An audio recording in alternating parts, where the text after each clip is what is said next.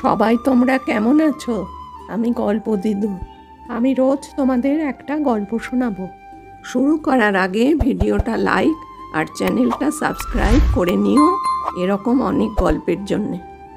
আজকের গল্পের নাম রঙে আঁকা ভালোবাসা। সায়নী ক্লাস 3-তে পড়ে। খুব চুপচাপ মেয়ে, ছবি আঁকতে ভালোবাসে। তার ছোট্ট রঙের বাক্স আর সাদা খাতাটা ছিল সবচেয়ে প্রিয় জিনিস। স্কুলে যখন সবাই খেলতো, সায়নী তখন গাছের নিচে বসে রং তুলিতে মেখে থাকতো।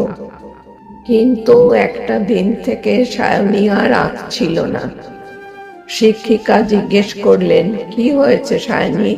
তুমি তো খুব সুন্দর ছবি আঁকতে, এখন কেন আঁকো না? সায়নী কিছু না বলে মাথা নিচু করে থাকলো। আসলে কিছুদিন আগে তার বাবা বাইরে কাজে চলে গেছেন, বিদেশে অনেক দূরে। যাওয়ার দিন বাবা বলেছিলেন, তুমি আমার জন্য একটা ছবি আঁকো, আমি সাথে নিয়ে যাব। সায়নী খুব যত্ন করে একটা ছবি আঁকছিল।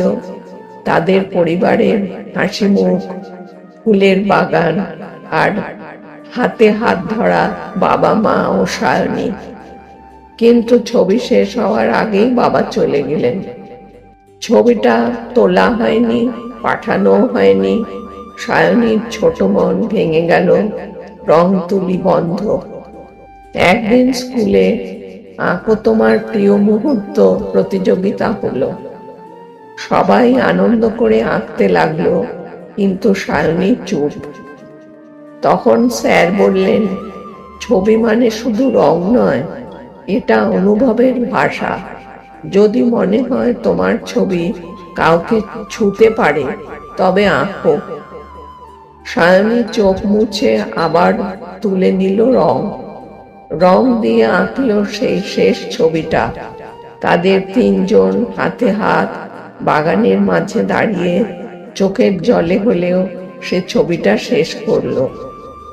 সেদিন সন্ধ্যায় মা সেই ছবিটা স্ক্যান করে ইমেল করলেন সায়নীর বাবাকে।